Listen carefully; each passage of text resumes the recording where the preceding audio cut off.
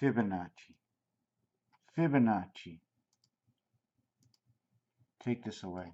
Fibonacci. Do you see what happens? It comes all the way around and then boom.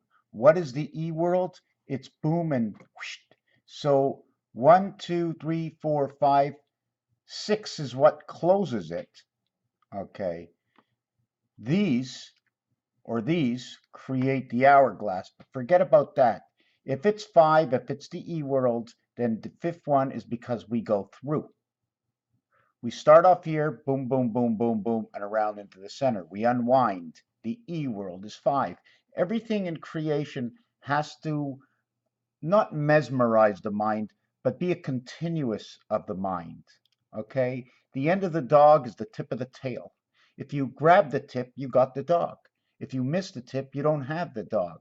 So to grab the end, the area of space that it takes to grab the end, you're not grabbing it with one finger, you're touching with one finger. You can get something between two fingers, right? But when you get the two fingers corralled on something, you can now grip, but these two fingers are connected to a hand, which is connected to a body. The Fibonacci, Raphael, 7286 in a constellation of Pegasus. Thank you for watching this video.